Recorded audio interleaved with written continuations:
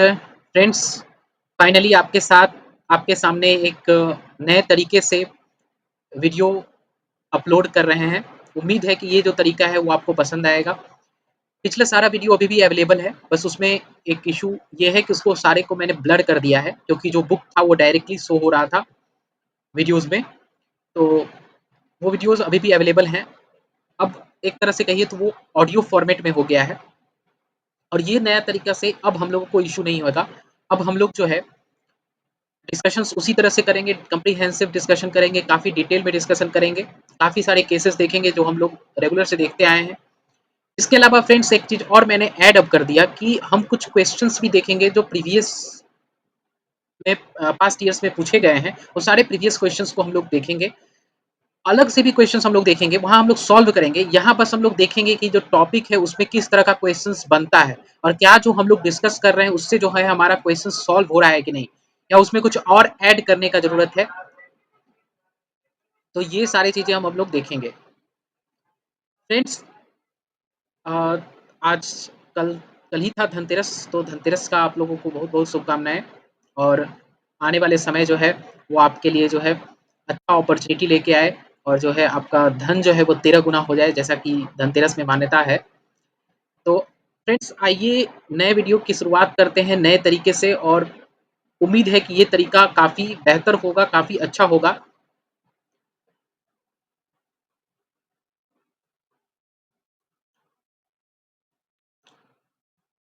तो फ्रेंड्स, जो पिछला टॉपिक जहाँ पे मैंने छोड़ा था वो भी हम लोग डिस्कस करेंगे। बस इसलिए कि ताकि एक तरह से आपको ओवरव्यू दे दें कि अब हम लोग इस तरह से डिस्कशन करेंगे। ये वीडियो मैं डाल रहा हूँ। अगर ये वीडियो आप लोगों को मतलब अच्छा लगेगा, इस तरीका अच्छा लगेगा, तो हम लोग इसी तरह से कंटिन्यू करेंगे, और इसमें और इम्प्रूवमेंट करते चले जाएँगे। उसमें कोई इश्यूज़ नहीं है। काफ़ी अच्छा डायग्रामेटिक रिप्रेजेंटेशंस के थ्रू हम लोग देखेंगे। देखिए काफ़ी कुछ मैंने बना रखा है। काफ़ी कुछ हम लोग डिस्कस करने वाले हैं।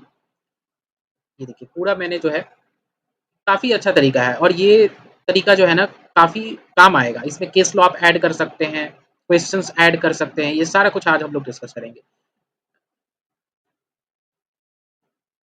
तो आइए फ्रेंड्स, आज की डिस्कशन को स्टार्ट करते हैं।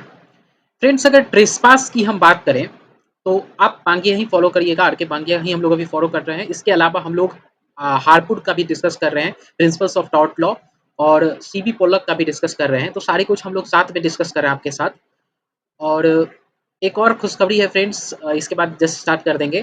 तो फाइनली आप लोग का चैनल का 50 बिलियन सब्सक्राइबर हो गया है। बी वहाँ दिख नहीं रहा है, क्योंकि बी जो है इनविजिबल है। So congratulation to all of you for 50 billion subscribers to our channel.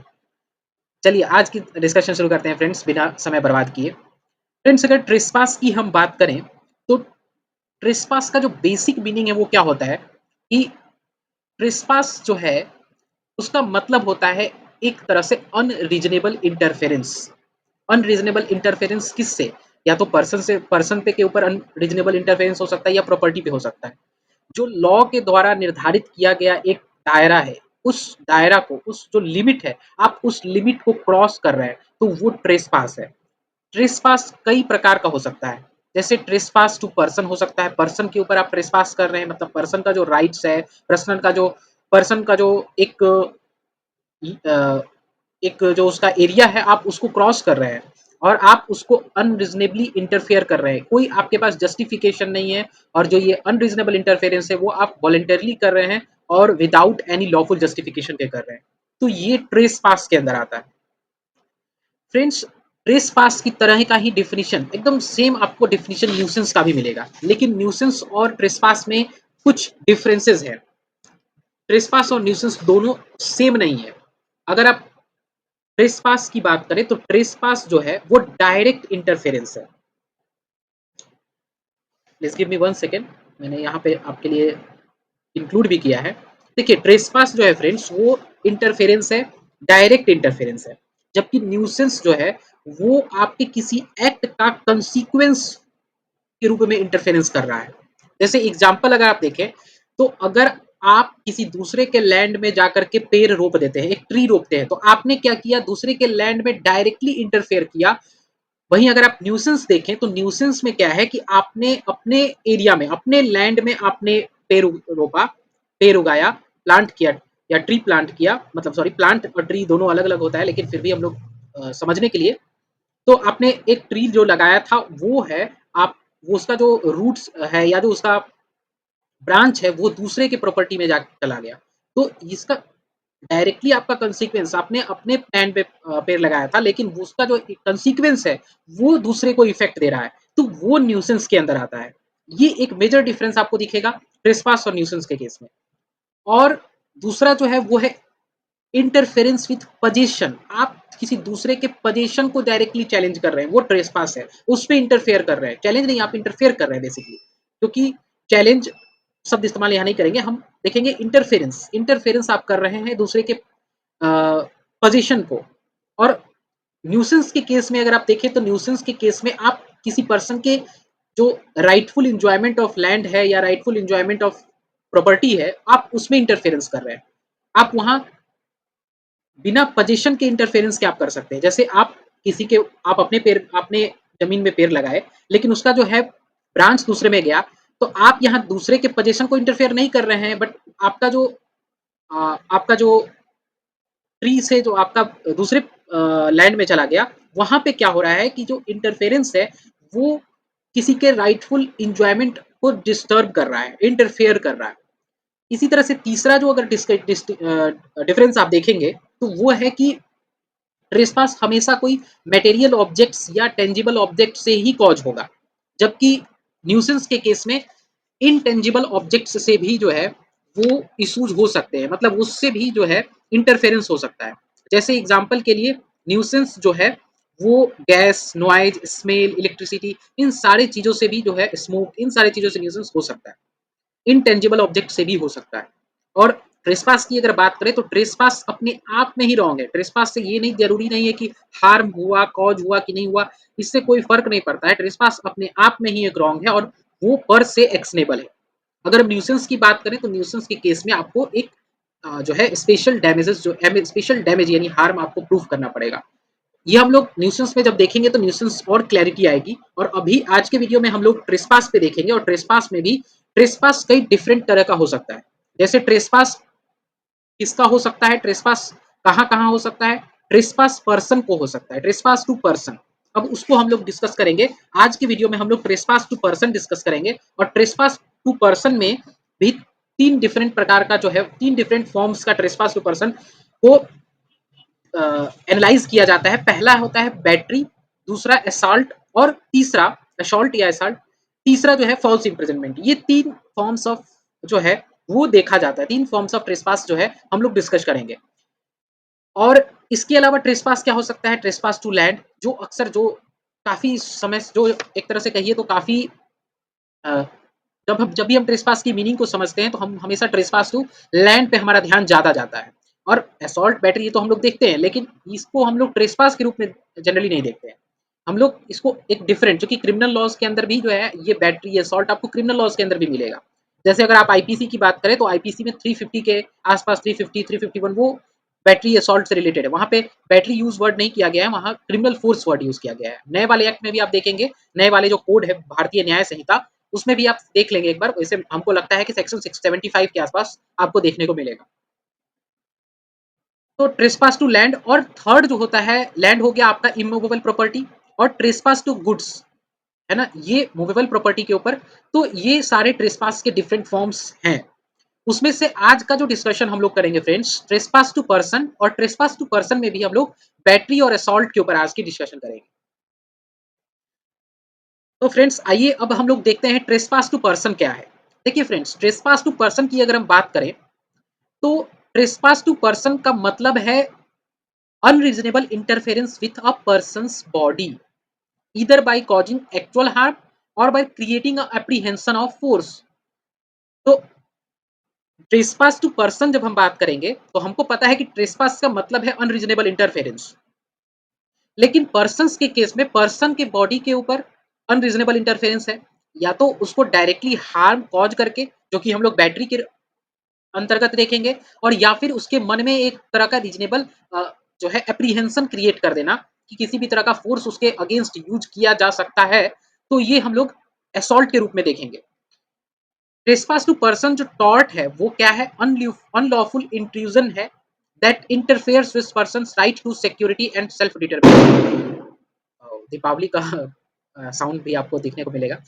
तो फ्रेंड्स जो टॉर्ट है वो क्या है, जो ये ट्रेसपास टू पर्सन का टॉर्ट है वो क्या है, पर्सन्स के राइट को, राइट टू सिक्योरिटी और सेल्फ डिटर्मिनेशन के राइट में इंट्रूजन करता है ना, उसमें उस लिमिट को क्रॉस करता है और पर्सन के सेफ्टी सिक्योरिटी इन इन चीजों पे जो है इंटरफेरेंस करता है।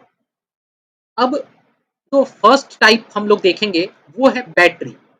ट्रेसपास टू पर्सन के अंदर जो है हम लोग फर्स्ट जो पार्ट देखने वाले हैं वो हम बैटरी के रूप में देखेंगे। देखिए बैटरी पर से, बैटरी का डेफिनेशन क्या है या बैटरी किसको कहते हैं। देखिए बैटरी जो है वो क्या है, इंटेंशनल एप्लीकेशन है फोर्स का, इंटेंशनल एप्लीकेशन है फोर्स का, जो किसी दूसरे पर्सन के ऊपर बिना किसी लॉफुल जस्टिफिकेशन के यूज किया जाता है, बिना लॉफुल जस्टिफिकेशन के यूज किया जाता है। तो इसका एसेंशियल अगर आप देखिए तो क्या हो गया, एसेंशियल हो गया कि एक यूज ऑफ फोर्स किया गया, there should be use of force, और जो फोर्स यूज किया गया वो विदाउट एनी लॉफुल जस्टिफिकेशन के किया गया, है ना। यानी एक तरह से इसी को आप अगर समझें तो एक तरह से ये जो फोर्स यूज किया गया वो फोर्स विदाउट लॉफुल जस्टिफिकेशन के यूज किया गया, यानी वॉलेंटरली यूज किया गया with wilful intention to harm somebody. अब देखिए फ्रेंड्स फोर्स शब्द भी देख लेते हैं। फोर्स शब्द जो है वो हम लोग फिजिक्स के सेंस में याद होगा आपको, छोटे क्लासेस में फिजिक्स में हम लोग फोर्स शब्द यूज करते हैं, या अगर आप क्लास 12 में हो, क्लास 12 क्योंकि ये वीडियोस हम लोग चैनल जो है वो सारे पर्सन के लिए है, तो फोर्स जो है वो हम लोग फिजिक्स में पढ़ते थे, जो वहां पे वो एक फंडामेंटल कंसेप्ट था। फोर्स जो है फिजिक्स के अंदर फंडामेंटल कॉन्सेप्ट के रूप में यूज होता है, जहां पे हम लोग क्या देखते थे, फिजिकल इंटरेक्शंस देखते थे, है ना। जैसे डेफिनेशन अगर फोर्स का जो छोटे क्लासेस में यूज होता है जनरली हम लोग पढ़ते हैं, pulling and pushing of object, यही फोर्स हम लोग पढ़ते थे। लेकिन फ्रेंड्स जो फोर्स फिजिक्स में यूज होता है और जो लॉ में यूज होता है उसमें डिफरेंसेस है।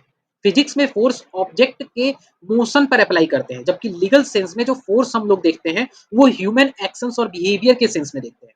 फिजिक्स में फोर्स मोशन पे, ऑब्जेक्ट के मोशन पे अप्लाई करते हैं, लेकिन अगर हम लीगल सेंस में देखें तो हम लीगल सेंस में ह्यूमन एक्शंस और उसके बिहेवियर को देखते हैं। इसलिए लीगल टर्म्स में फोर्स जो है वो यूज ऑफ फिजिकल पावर और वायलेंस को डिनोट करता है, जो यूज किया गया हो किसी पर्सन या किसी ऑब्जेक्ट के ऊपर उसको कंपेल करने के लिए, उसको रिस्ट्रेन या उसको कंट्रोल करने के लिए, कंपेल रिस्ट्रेन और कंट्रोल करने के लिए, चाहे वो लैंड के ऊपर हो, चाहे वो गुड्स के ऊपर हो, चाहे वो पर्सन के ऊपर हो। ये फिजिकल पावर एंड वायलेंस को डिनोट करता है लॉ के सेंस में।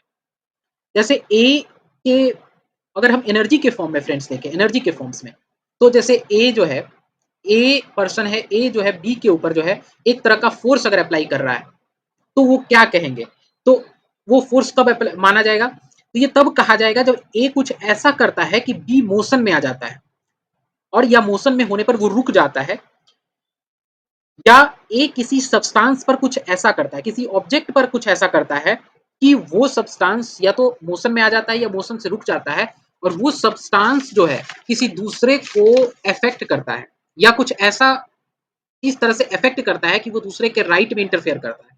तो लीगल सेंस में भी और फिजिक्स के सेंस में भी यहाँ एनर्जी का जो एप्लीकेशन है वो हम देख सकते हैं इस तरह से।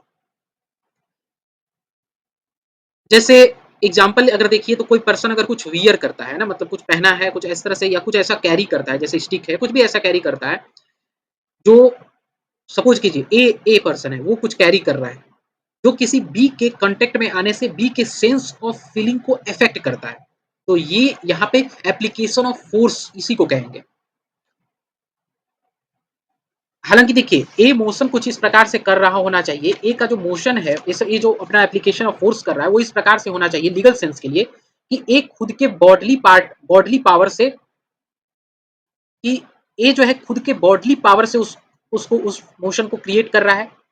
सेकंड की ए किसी सब्सटेंस को ऐसे यूज कर रहा है कि मोशन में आने के बाद उसके फर्दर एक्ट से इंडिपेंडेंट हो, मतलब एक बार जब वो मोशन में आ गया अब उसके एक्ट से वो इंडिपेंडेंट हो। ये सारी चीज हम लोग अभी देखने वाले हैं।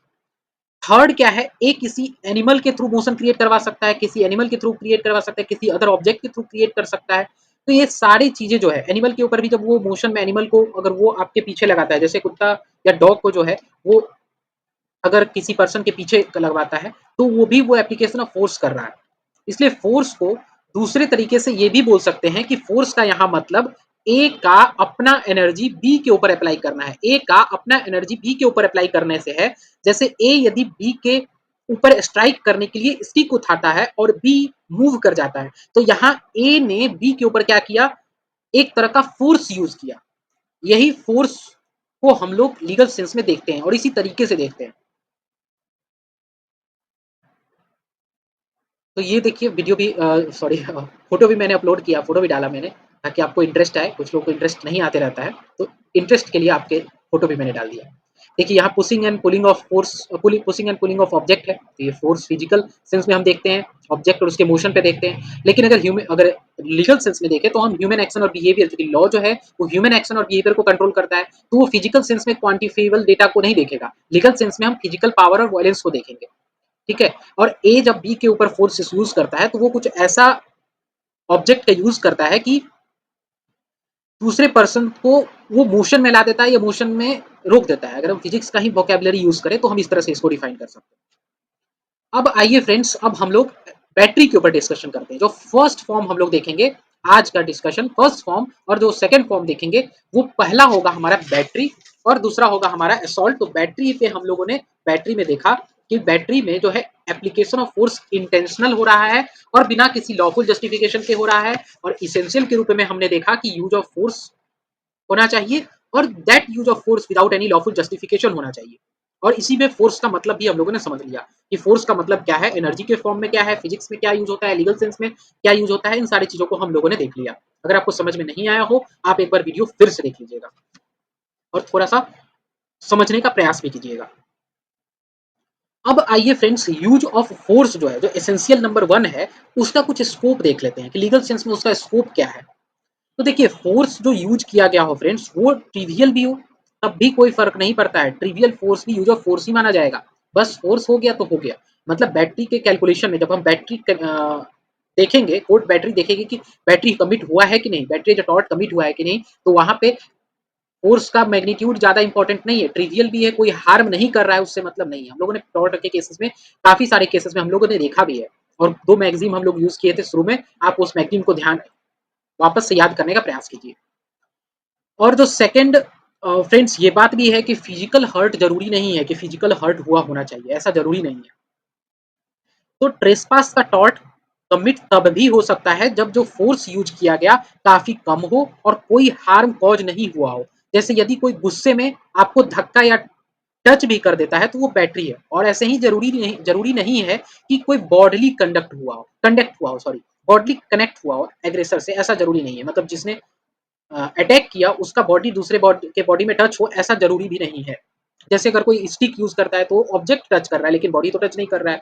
या जैसे कोई पर्सन दूसरे के ऊपर वाटर फेंकता है, पानी फेंकता है, या स्पीटिंग, है ना, तो वो जो है दूसरे पर्सन के साथ डायरेक्ट कनेक्ट नहीं हो रहा है, लेकिन फिर भी जो है वो बैटरी है। इसी तरह से सपोज कीजिए कि एक और चीज, लॉ में जब आप पढ़ते हैं तो काफी सारा चीज देखने को मिलता है फ्रेंड। जैसे आप किसी की कुर्सी खींच देते हैं, कोई बैठने जा रहा है, आप कुर्सी खींच दिए, आपने क्या किया, वहां भी आपने बैटरी कर दिया, क्योंकि वहां पे आपने फोर्स यूज किया और आपका कोई कनेक्शन नहीं हुआ। ये फ्रेंड्स, इसी को प्रैक्टिकली आपको क्वेश्चन पूछ लेगा, आप ध्यान दिमाग नहीं लगा पाइएगा वहां पे, इसलिए इन चीजों को भी ध्यान में रखिए। इसी तरह से फ्रेंड्स, अगर आप किसी के आंख में टॉर्च मार देते हैं ना, टॉर्च चला देते हैं, तो क्या होगा, वो भी जो है आपने फोर्स यूज कर लिया, है ना, आपने फोर्स यूज किया और बिना किसी लॉफुल, जाहिर सी बात है आंख में टॉर्च मारना तो अलाउ ही नहीं है। वो डॉक्टर वगैरह जब है तो वहां पे वो अलाउ हो सकता है, वो जस्टिफिकेशन हो सकता है ना, विद लॉफुल जस्टिफिकेशन हो सकता है। लेकिन सारी चीज इसी तरह से स्मेल भी, लेकिन अभी हम लोगों ने पढ़ा ट्रेसपास और न्यूसेंस में डिफरेंस है, और स्मेल हम लोगों ने वहां पे देखा था।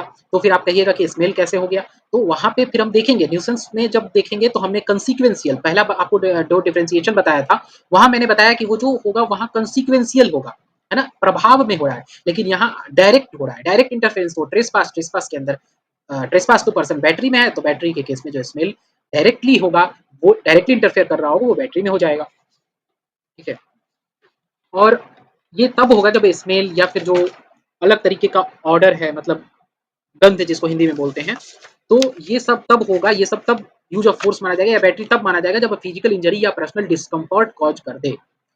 लेकिन फ्रेंड्स एक और चीज है, देखिए लॉ में होता क्या है, पहले हम लोग एक जनरल थियरी पढ़ते हैं, फिर उसके बाद उसका एक्सेप्शन पढ़ते हैं, फिर एक्सेप्शन का फिर एक्सेप्शन पढ़ते हैं, फिर एक्सेप्शन का फिर एक्सेप्शन, यही कॉम्प्लेक्सिटी जो है क्रिएट करते चला जाता है। इसलिए सारी चीजों को एक लॉजिकल मैनर में, एक लॉजिकल सीक्वेंस में आपको ध्यान में रखना जरूरी है।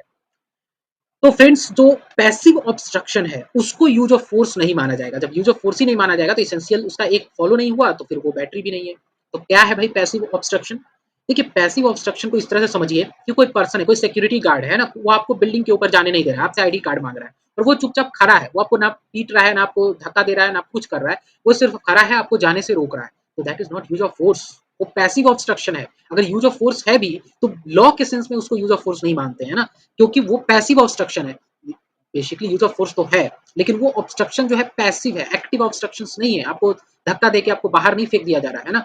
और कुछ केसेस में फ्रेंड्स वो भी होगा जो हम लोग केस लॉ के थ्रू देखेंगे, लेकिन जो पैसिव ऑब्स्ट्रक्शन है उसको जो है यूज ऑफ फोर्स जो है कंसीडर नहीं किया जाता है लॉ के सेंस में। जैसे अगर पुलिसमैन इस केस में, एक केस का नाम उतना इंपॉर्टेंट नहीं है, लेकिन पुलिसमैन इस केस में क्या है, वो डोर के पास दीवार की तरह जो है खड़ा रहता है ना, या वाल के पास जो है दीवार, मतलब एक तरह से उस तरह से वो खड़ा रहता है और वो जाने से रोक रहा होता है पर्सन को, जो डिफेंडेंट है, सॉरी जो प्लेंटिफ है उसको। तो वहां पे यूज ऑफ फोर्स नहीं माना गया और डिफेंडेंट को लाइबल नहीं माना गया। अब सेकंड जो पॉइंट है फ्रेंड्स, उसका हम लोग स्कोप देख लेते हैं। जो सेकंड पॉइंट है वो है कि same should be without any lawful justification, वो बिना किसी लॉफुल जस्टिफिकेशन के होना चाहिए। वो जो यूज ऑफ फोर्स है उसका कोई लॉफुल जस्टिफिकेशन नहीं होना चाहिए। इसी को चीफ जस्टिस हॉल्ट एक एग्जाम्पल के थ्रू डिस्क्राइब करते हैं। अब एग्जाम्पल से समझिए, जैसे एक रास्ता है, जैसे ये सपोज कीजिए यही एक रास्ता है, यहाँ से दो पर्सन गुजर रहे हैं, ठीक है, दोनों पर्सन गुजर रहे हैं और दोनों अपोजिट डायरेक्शन में सपोज कीजिए जा रहे हैं, या सेम डायरेक्शन में, उससे इंपॉर्टेंट वो इंपॉर्टेंट नहीं है, लेकिन सपोज कीजिए कि वो दोनों एक साथ जा रहे हैं और दोनों पर्सन एक दूसरे से टच कर गए, तो क्या वो यूज ऑफ फोर्स हो गया, बैटरी हो गया? नहीं, वो बैटरी नहीं है। लेकिन अगर एक पर्सन दूसरे को धक्का दे देता है या र्यूड या इनऑर्डिनेट मैनर में जो है वो फोर्स यूज करता है, तो वो वहां पे उस तरह का जो फोर्स है वो वायलेंस है। वो क्या है? वायलेंस है। वो यूज ऑफ फोर्स जस्टिफिएबल नहीं है, उसको बैटरी माना जाएगा। अच्छा एक बात तो बताने का जरूरत नहीं है फ्रेंड्स, हम लोग पहले भी देखे हैं कि अगर वॉलेंटियरली कोई चीज सफर हो रहा है तो वो फिर बैटरी नहीं होगा। अगर आप वॉलेंटियरली हार्म सफर कर रहे हैं तो वो बैटरी नहीं होगा। फिर उसका भी एक एक्सेप्शन हम लोग देखे थे रेस्क्यू केस में, है ना। तो इस तरह से आप ध्यान चीज रखिए, पास्ट वाले चीजों को भी ध्यान में रखिए। और कई बार फोर्स फ्रेंड्स क्या होता है, कई बार फोर्स जो है वो जस्टिफाइड हो सकता है। जैसे यदि किसी के लाइफ को सेव करना हो, है ना, किसी के लाइफ को सेव करना हो, तो वो फोर्स जो है जस्टिफिएबल हो सकता है। जैसे अगर किसी का लाइफ कोई डूब रहा है, उसको पानी में से निकालना है, तो वहाँ फोर्स यूज करेंगे, है ना। या फिर कई बार क्या है, कोई सर्जन है, वहाँ पे अगर उसका किसी पर्सन को बचाने के लिए उसका ऑपरेशन करना जरूरी है, वहाँ फोर्स यूज कर रहे हैं। तो इन सारे तरीके का जो फोर्स है वो क्या है, जस्टिफिएबल है। अच्छा एक और तरीके का फोर्स जो है बांगिया में दिया हुआ है, आप देखेंगे तो वहाँ पे इसी में एक और दिया हुआ, उसको मेंशन नहीं किए। एक और चीज दिया हुआ है कि जबरदस्ती कोई प्रिजनर है, उसको जबरदस्ती वो अगर फास्टिंग में चला गया है, मतलब वो हंगर स्ट्राइक में चला गया है, तो वहां पे अगर उसको फोर्सफुली जो है फीड किया जाए, वो भी एग्जांपल यहाँ दिया गया है। लेकिन उसको हमने हटा दिया फ्रेंड्स, क्योंकि आपको हमने एक ब्रैड हेडी करके एक केस था, हम लोगों ने डिस्कस किया था फ्रेंड्स, नेसेसिटी वाले में। तो वहां पे हम लोगों ने देखा था कि किस तरह से जो ह्यूमन राइट्स का एंगल अब आ गया है, और ह्यूमन राइट्स के एंगल की वजह से सारा जो इश्यूज है अब इतना आसान नहीं रह गया है ना। तो उसमें इंटरनेशनल ह्यूमन राइट्स, है ना, ह्यूमैनिटेरियन लॉ, इस तरह के जो लॉज हैं वो भी एप्लीकेशन में आ जाते हैं। इसलिए उस एग्जाम्पल को मैंने यहाँ इंक्लूड नहीं किया है ना। नेसेसिटी वाले में हम लोगों ने देखा था। तो ये था, ये दो चीज इंपॉर्टेंट था फ्रेंड्स। अब स्टैनली वर्सेस पॉवेल का एक केस देख लीजिए। स्टैनली वर्सेस पॉवेल का केस भी हम लोग पहले देखे हैं। स्टैनली वर्सेस पॉवेल के केस में होता क्या है कि पॉवेल जो है वो एक बर्ड के ऊपर निशाना लगा रहे थे। एक जगह वो लोग जो है शिकार करने के लिए एक जगह होता है, वहाँ पे वो लोग दोनों जाते हैं, वो दोनों वहाँ पे, उन दोनों का नाम रहता है, वो दोनों वहाँ पे रजिस्टर्ड रहते हैं और वहाँ जाते हैं। तो पॉवेल जो है वो क्या करता है, एक बर्ड के ऊपर वो निशाना लगा रहा होता है और जो बुलेट है वो जा करके एक पेड़ से टकरा करके रिबाउंड होकर के स्टैनले के ऊपर लग जाता है, स्टैनले के ऊपर लगता है और उसको हर्ट हो जाता है। तो यहाँ जो चीजें हुई वो कंप्लीटली एक्सीडेंटल है। तो यहाँ जो फोर्स यूज हुआ वो क्या है, एक एक्सीडेंट के अंदर, एक एक्सेप्शन के अंदर आ गया। इसलिए यहाँ पे जो है किसी भी तरह का इंटेंशन नहीं था पॉवेल का कि स्टैनले को हार्म किया जाए, और इसलिए ये एक्सीडेंट का केस है। तो इसमें यूज ऑफ फोर्स जो है वो एक तरह से लॉफुल जस्टिफिकेशन उसका मिल जाता है, क्योंकि वो एक्सीडेंट के एक्सेप्शन के रूप में हो जाता है। इसी तरह से फ्रेंड्स एक सेकंड केस भी है, प्रताप दाजी वर्सेस बीबीएन सेंट्रल रेलवे। तो इस केस में होता क्या है कि इसमें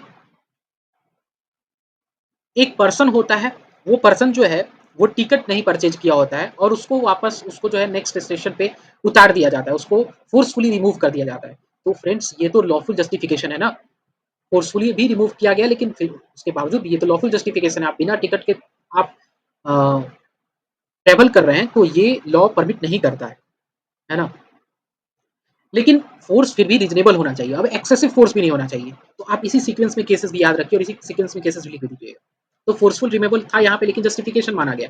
लेकिन अब उसका भी एक लिमिटेशन है, एक्सेसिव नहीं होना चाहिए। जस्टिफिकेशन मिल गया अगर फोर्स यूज करने का, तो इसका मतलब ये नहीं है कि आप एक्सेसिव फोर्स यूज करेंगे। तो हम लोगों ने देखा फ्रेंड्स कि जो फोर्स है वो फोर्स रीजनेबल होना चाहिए, लेकिन अगर एक्सेसिव फोर्स यूज किया गया है तो वो फिर परमिसेबल नहीं है लॉ के अंदर, तो फिर वो जस्टिफाइड माना ही नहीं जाएगा। तो सेकंड इसेंशियल्स जो है वो फुलफिल नहीं होगा।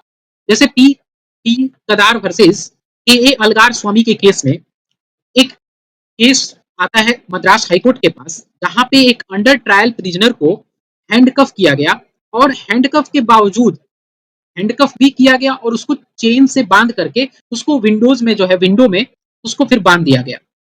तो मद्रास हाईकोर्ट ने पाया कि इस केस में जो फोर्स यूज किया गया है पुलिस ऑफिसर्स के द्वारा, ये एक्सेसिव फोर्स यूज किया गया है, और पुलिस ऑफिसर्स के एरोगेंस या टेम्परामेंटल डिफेक्ट की वजह से उनके द्वारा ऐसा किया गया है, और ये अपने आप में एक मेलिशियस इंटेंशन शो करता है ना, अपने आप में एक मेलिस शो करता है। इसलिए इस तरह का जो फोर्स है वो एक्सेसिव फोर्स है, और एक्सेसिव फोर्स जो है जस्टिफिएबल नहीं है लॉ के अंदर।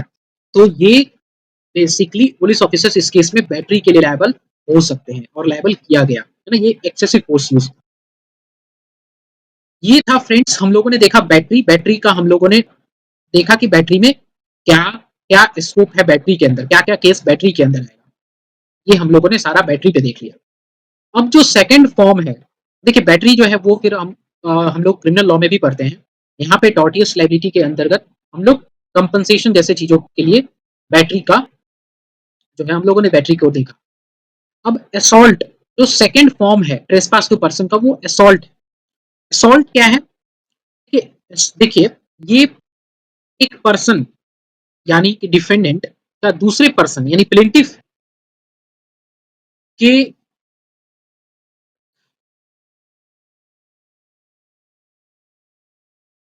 देखिए असॉल्ट क्या है, अब हम लोग देखने वाले हैं असॉल्ट। तो असॉल्ट क्या है? असॉल्ट एक ऐसा एक्ट है जो किसी पर्सन के द्वारा, है ना, एक मानी उसको डिफेंडेंट ले लीजिए, है ना, डिफेंडेंट के द्वारा दूसरे पर्सन प्लेंटिफ के ऊपर वैसा एक्ट किया गया जो दूसरे पर्सन यानी प्लेंटिफ के मन में एक डर या अंदेशा पैदा कर दिया कि उसके ऊपर बैटरी हो सकता है या उसके ऊपर एक फोर्स यूज हो सकता है। यानी कोई एक्ट, ऐसा एक्ट जिससे दूसरे पर्सन के मन में ऐसा एप्रीहेंशन क्रिएट हो जाए कि उसके उसके ऊपर जो है बैटरी हो सकता है, या उसको उसके ऊपर कोई रीजनेबल फोर्स यूज किया जा सकता है जो उसको हार्म पहुंचा सकता है। जैसे ही ऐसा एप्रीहेंशन प्लेंटिफ के माइंड में हुआ डिफेंडेंट के किसी एक्ट से, तो असॉल्ट का टॉर्ट जो है कंप्लीट हो गया, ऐसा माना जाएगा कि असॉल्ट का जो टॉर्ट कंप्लीट हो गया, नहीं वो असॉल्ट के अंतर्गत आ जाएगा। तो assault is an act of defendant which causes to the plaintiff reasonable apprehension of the infliction of a battery on him by the defendant।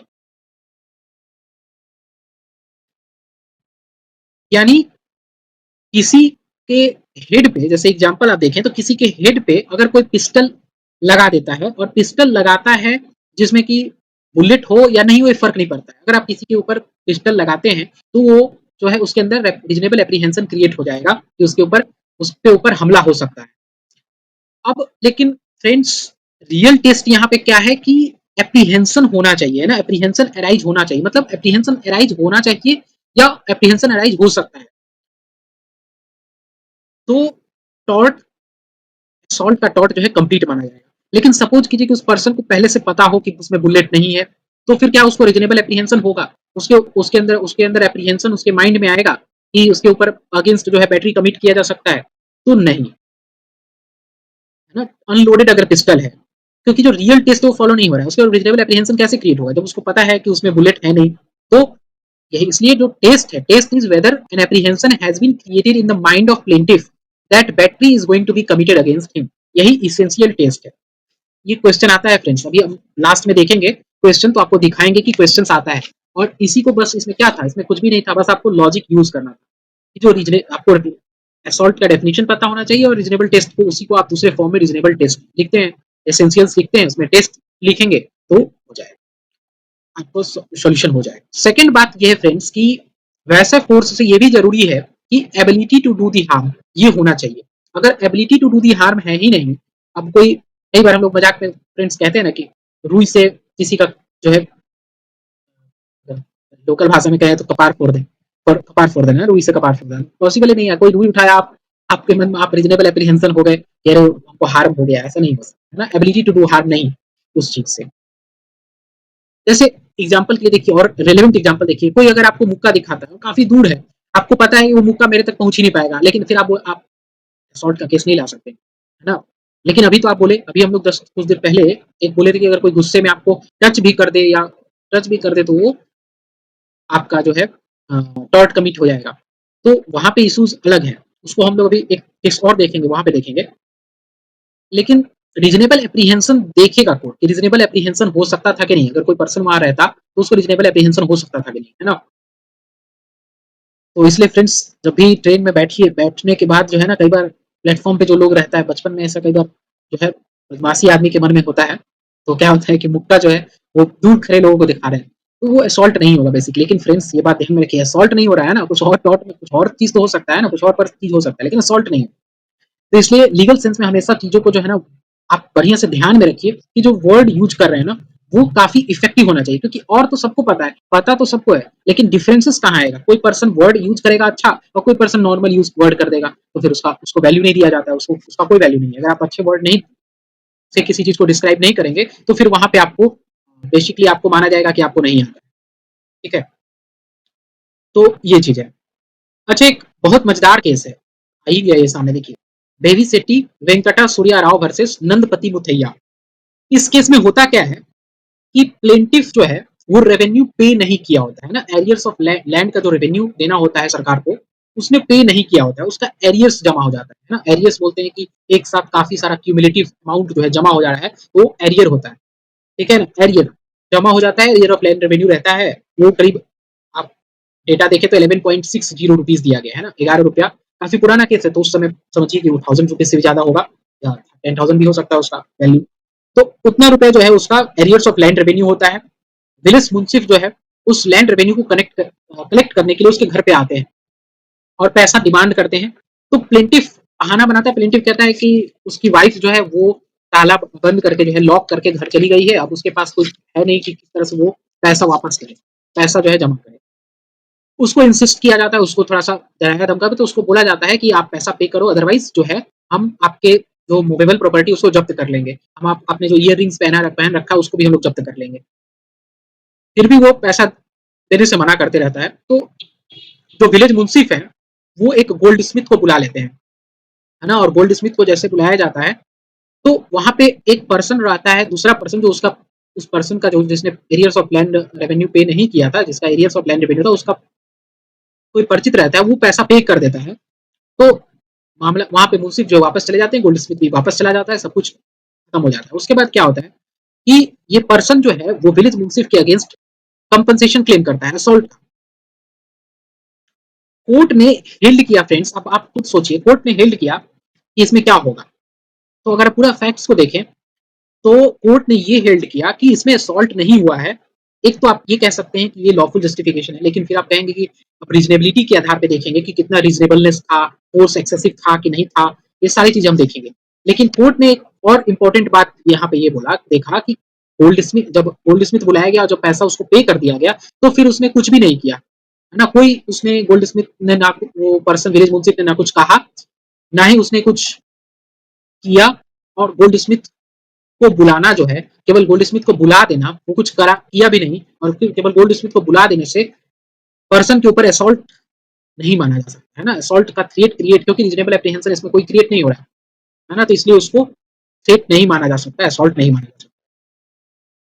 एक और एग्जांपल है फ्रेंड्स, कई बार आप देखेंगे कि क्या होता है कि कोई मीटिंग में देखे होंगे, कई सारा वीडियो देखते हैं हम लोग कि मीटिंग हो रहा है और वहां पे जो लीडर है या जो पर्सन है, जो स्पीकर है, उसके ऊपर आक्रमण कर दिया जाता है। कई बार आप देखे होंगे कि पुराना कई सारा केसेस में कि कोई अपना जूता निकाल के, शू निकाल के फेंक देता है ना। तो खैर वो तो अटेम्प्ट हो गया, लेकिन अगर हम अटेम्प्ट ना हो तो उसकी बात कर रहे हैं, असॉल्ट की बात कर रहे हैं ना, एप्रीहेंशन केवल क्रिएट कर रहे हैं। तो कई अगर सपोज कीजिए पर्सन जो है तेजी से लीडर की तरफ दौड़ रहा है ना, और बीच में सिक्योरिटी गार्ड उसको रोक लेते हैं, तो क्या ये असॉल्ट माना जाएगा? क्या इसको माना जाएगा कि असॉल्ट हुआ? जैसे ये देखिए, ये वीडियो में, ये फोटो में ना, ये पर्सन दौड़ रहा है, हेड की तरफ दौड़ रहा है, कुछ इसी तरह का केस हुआ, सिक्योरिटी गार्ड उसको रोक लेते हैं, तो क्या माना जाएगा असॉल्ट हुआ कि नहीं? आप जो हम लोग इसेंशियल्स देखें, जो डेफिनेशन हमको पता है, उस सबको अप्लाई कीजिए एक साथ, वन बाय वन। तो देखिए इसी तरह का केस हुआ स्टीफेंस वर्सेस मेयर्स के केस में, जहां प्लेंटिफ जो है वो चेयरमैन थे मीटिंग में। एक पेरिस मीटिंग था, वहां पे पेरिस नहीं, पेरिस क्या है, पेरिस मीटिंग हम लोग को मतलब नहीं है ना। तो वहां के चेयरमैन थे वो मीटिंग में, और डिफेंडेंट भी वहीं पे मेंबर था उस मीटिंग में। वो जो है प्लेंटिफ से 6-7 कुर्सी के बाद बैठा हुआ था, ठीक है। और डिफेंड कुछ बहस होना शुरू होता है, तो डिफेंडेंट बहुत तेज आवाज में बोलने लगता है। तो वहां जो मेजोरिटी थे, मेजोरिटी ने डिसाइड किया कि इस पर्सन को जो है नहीं, जो डिफेंडेंट है उसको बाहर निकाल दिया, उसको एक्सपेल्ड कर दिया जाए मीटिंग से। लेकिन इस बात को देखते ही वो और खफा हो गया, और उसने क्या किया कि वो चेयरमैन की तरफ तेजी से बढ़ने लगा। और सिक्योरिटी गार्ड जो थे वहां पे, जो गार्ड भी जो भी मौजूद थे, है ना, सिक्योरिटी गार्ड यहाँ बुक में नहीं लिखा है, लेकिन कोई भी पर्सन सपोज की जो मौजूद थे, वो क्या करते हैं कि वहां पे जाके उसको पकड़ लेते हैं। तो क्या इस केस में डिफेंडेंट को असॉल्ट के लेवल माना जाएगा? क्योंकि तो पहले ही पकड़ा गया, वो मुट्ठी बांध के भी आ रहा है, तेजी से दौड़ रहा है चेयरमैन की तरफ, तो क्या माना जाएगा फ्रेंड्स? सोचिए, क्या माना जाएगा? यस, ऑब्वियसली इस केस में भी माना जाएगा असॉल्ट, है ना। क्योंकि आप देखिए, आप रीजनेबल एप्रीहेंशन तो हो सकता है, जो स्पीकर है जो इतना डर डर के तो कोई लीडर काम करता नहीं है, वो भाषण दे रहा है, तो वो सिक्योरिटी इतना तगड़ा होता है कि उसको पता होता है कि वो सेफ है पूरी तरह से। अगर सेफ नहीं है तो आप डर के आप भाषण अच्छे से दे सकते हैं? कभी नहीं दे सकते हैं।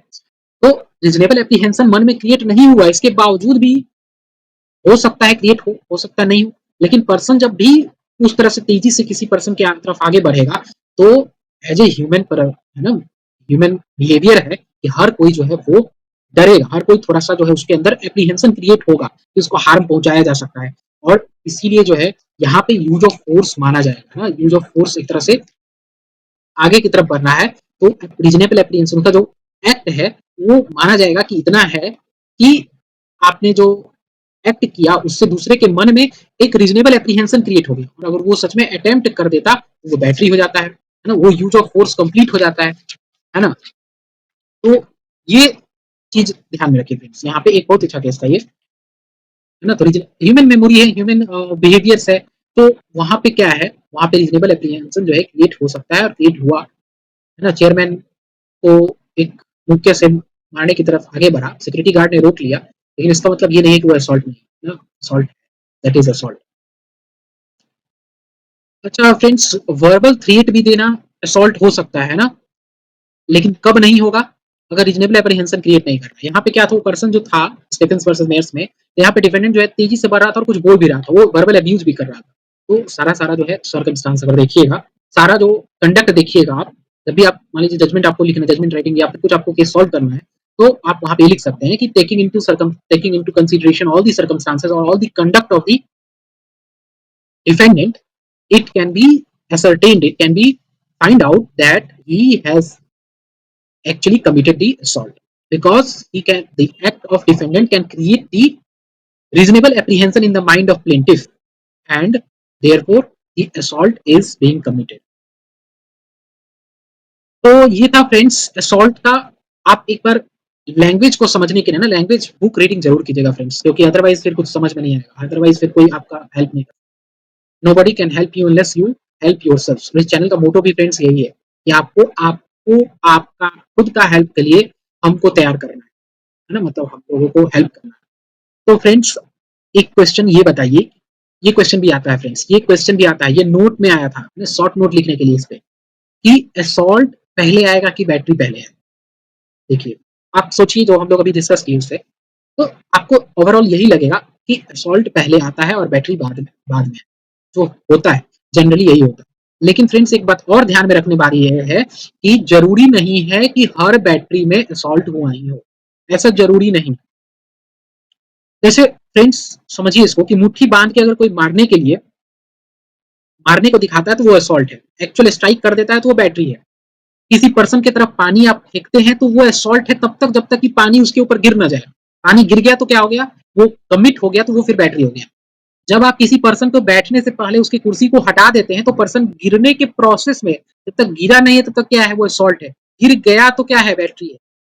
कंप्लीट होने से पहले तक असॉल्ट होता है, लेकिन जैसे ही फ्लोर को टच कर देता है तो वो बैटरी हो जाता है। इसलिए जनरली असॉल्ट बैटरी से पहले होता है। लेकिन ये जरूरी नहीं है कि हर बैटरी के केस में असॉल्ट हो ही। तब जैसे अगर किसी पर्सन को पीछे से हिट किया जाए तो उसको कहाँ पता है, उसको तो पता है रीजनेबल एप्रीहेंशन उसके मन में आएगा कहाँ, उसको तो पता ही, उसको दिख ही नहीं रहा है ना, उसको कहाँ पता है कि उसके ऊपर अटैक हो रहा है। तो वहां पे डायरेक्टली क्या हो गया, बैटरी हो गया, लेकिन असॉल्ट नहीं हुआ। ये चीज ध्यान में रखिएगा। ये हम लोगों ने ये भी चीज देख लिया। तो ये था फ्रेंड्स आज का जो हम लोग का डिस्कशन था यही तक था। इसके अलावा तीसरा जो फॉर्म है, तीसरा फॉर्म ध्यान में रखिएगा, वो है फॉल्स इम्प्रिजनमेंट, जो हम लोग नेक्स्ट वीडियो में डिस्कस करेंगे। आइए कुछ क्वेश्चंस देख लीजिए, क्वेश्चंस देखिए, जितना भी अभी हम लोग डिस्कस किए वो सारा सॉल्व हो जाएगा। हम ऐसा नहीं कह रहे हैं कि अभी जितना हम लोग डिस्कस के लिए सब कुछ सॉल्व हो जाएगा, लेकिन बेसिक अंडरस्टैंडिंग आपका डेवलप हो गया। अब आपको रीजनिंग खुद का लगाना है और साथ ही साथ कोई इंपॉर्टेंट केस है तो उसको भी देखना है ना, जो हम लोग देखते रहेंगे समय समय पर, ठीक है ना, उसको अपडेट करते रहेंगे। और कुछ नया केस, काफी सारा बुक हम लोग साथ में डिस्कस करते हैं, तो उस तरह से हम लोग नया केस भी देखेंगे। देखिए सबसे पहले distinguish between assault and battery हम लोगों ने देख लिया। असॉल्ट एंड बैटरी आप खुद भी कर सकते हैं। हम लोगों ने असॉल्ट भी देखा, बैटरी भी देखा, दोनों में डिफरेंस भी देख लें और इसको आप लिख सकते हैं। उसके बाद एक क्वेश्चन है कि A point and unloaded pistol at B, A point and unloaded pistol at B who sues him for an assault. एक अनलोडेड पिस्टल बी के ऊपर जो है ए रखता है तो उसको सू कर देता है, सू किया जाता है। ए डिफेंस में प्ली करता है कि पिस्टल तो अनलोडेड था। तो आप कैसे इसको डिसाइड कीजिएगा, आप कैसे इसको रीजन दीजिएगा, सपोर्ट कीजिए अपने आंसर को। ये बिहार जुडिशियल सर्विस एग्जामिनेशन 2014 में आया था क्वेश्चन। उसके बाद एक क्वेश्चन आया कि define assault and battery and distinguish between the two. ये पहले भी आया क्वेश्चन, फिर आया question can mere word amount to assault, क्या केवल वर्ड असॉल्ट हो सकता है, क्या वर्बल वर्ड असॉल्ट हो सकता है, ये लिखना है। इस actual physical contact is necessary in battery, क्या फिजिकल कांटेक्ट नेसेसरी है वो बताना है आपको, रेलेवेंट केस लॉ के थ्रू आपको बताना है। देखिए जब इस तरह का क्वेश्चन हम लोग अलग से भी इसको सॉल्व करने का प्रयास करेंगे, उसका भी वीडियो बनाएंगे। लेकिन देखिए यहाँ पे जब आपको पूछ रहा है ना can mere word amount to an assault, तो आपको पहले तो इसेंशियल्स लिखेंगे, फिर उसको एक्सप्लेन करिए, है ना, और उसके बाद आप लिखेंगे कि क्या होता है कि नहीं होता है, उसका प्रॉपर रीजनिंग देंगे आप, कब होता है ये भी देंगे आप, है ना। इसी तरह से फिजिकल कंटेक्ट नेसेसरी है कि नहीं ये भी देंगे। और बहुत अगर आपको अच्छा है तो आप न्यूसेंस का भी एग्जांपल दीजिए, वहां एक दो लाइन में न्यूसेंस और ट्रेसपास के बीच में डिफरेंस बता दीजिए। वो आपके ऊपर डिपेंड करता है कि आप कैसे कितना चीजों को कवर कर पाते हैं। उसके बाद फ्रेंड्स एक और क्वेश्चन आया कि ये क्वेश्चन देखिए, ये क्वेश्चन अच्छा है, in both motion is necessary but while the application of unlawful force to another constitute the wrong called battery, a called होगा यहाँ पे, battery can action which puts another in instant fear on a full force to no force actually applied is wrong called assault. Assault और battery को देखिए किस तरह से आपसे पूछ लिया है ना, असॉल्ट ये किसी ना किसी का स्टेटमेंट होगा, है ना। यहाँ पे हम लोगों ने इस बुक में नहीं मिला हम लोगों को, मैं देखूंगा और भी चीज में डिस्कस करूंगा। ये वीडियो बताइएगा आप लोगों को कैसा लगा, अच्छा लगा, क्या इंप्रूवमेंट। निगेटिव पॉइंट्स देखिए, निगेटिव पॉइंट्स लिखने पे हमको दिक्कत नहीं होता है, लेकिन निगेटिविटी में आप निगेटिव पॉइंट्स को पॉजिटिव वे में कहिए ना, आप स्कोप बताइए और कहाँ पे चीजें स्टेटमेंट किया जा सकता है। कुछ लोग केवल निगेटिव कि निगेटिव कंप्लेन करते रहते हैं, वो चीज सही नहीं है ना। तो ये देखिए ये जो क्वेश्चन से कितना ये स्टेटमेंट होगा पक्का किसी का, वैसे सिंपल है, आपको पता चल रहा है ना, जो चीज इसमें बोल रहा है कि एप्लीकेशन ऑफ अनलॉफुल फोर्स, है ना, जहाँ पे इंस्टेंट फियर अनलॉफुल फोर्स होगा, एक्चुअल फोर्स यूज नहीं किया गया, है ना, फोर्स यूज नहीं किया गया लेकिन वो असॉल्ट माना जाता है। तो ये फ्रेंड्स क्वेश्चन था। और क्वेश्चन है, एक और क्वेश्चन है, हाँ देखिए ये जो हमें बोला आपको, हाँ देखिए right short note on battery includes assault also, battery में असॉल्ट होता है, ये आप स्टेटमेंट बोला, लेकिन आपको पता है कि बैटरी जरूरी नहीं है कि असॉल्ट हो, है ना, जब कोई पीछे से अटैक कर रहा है, और भी एग्जांपल्स हो सकता है, आप ढूंढिएगा। तो ये क्वेश्चन जो है झारखंड जुडिशियल सर्विस एग्जामिनेशन में 2001 में आया था क्वेश्चन, ठीक है। ये शॉर्ट नोट था, इस पे लिखना है। तो ये था फ्रेंड्स हमारा आज का डिस्कशन। आज हम लोगों ने देखिए ये पूरा डायग्रामेटिक तरीके से आज हम लोगों ने ये सारी चीजें, इतना सब चीज हम लोगों ने कवर किया। अब इसमें देखिए यहाँ पे अब हम लोग नेक्स्ट जो डिस्कस करने वाले हैं, यहाँ पे ट्रेसपास टू पर्सन में एक फॉल्स इंप्रिजनमेंट है, क्योंकि वीडियो बड़ा हो जाता क्योंकि हम लोग सारा कुछ डिस्कस कर रहे हैं ना, बुक डिस्कस कर रहे हैं। तो सारा कुछ डिस्कस कर रहे हैं। बुक आप जरूर पढ़िएगा, उसको वहाँ रीड आउट कीजिएगा, तब आपको लैंग्वेज आएगा लिखने और तब आपको समझ अच्छे से आप आंसर लिख सकते हैं।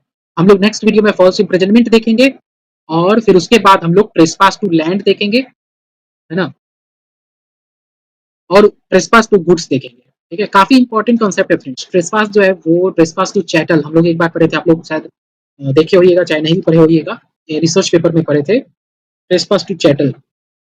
और आप विश्वास नहीं कीजिएगा, साइबर लॉ में पढ़े थे। तो कॉन्सेप्ट अगर आपका क्लियर रहता है तो चीजें आसान हो जाती हैं। और अगर कुछ आपको लगा हो कि कहीं पे बोलते समय हो सकता है कि कुछ वर्ड अलग यूज हो गया हो, तो उसको आप जरूर टैकल कीजिए, उसको आप जरूर याद रखिए, अपने से उसको सुधार करिए। मिलते हैं फ्रेंड्स नए वीडियो में आपसे। दीपावली की हार्दिक शुभकामनाएं, दीपावली भी आ गया है। रेगुलर वीडियो अपलोड करेंगे, कोशिश यही रहती है, बट थोड़ा सा टाइम का भी कमी रहता है। मिलते हैं फ्रेंड्स आपसे नए वीडियो में। Thank you very much for listening to the videos. All the best.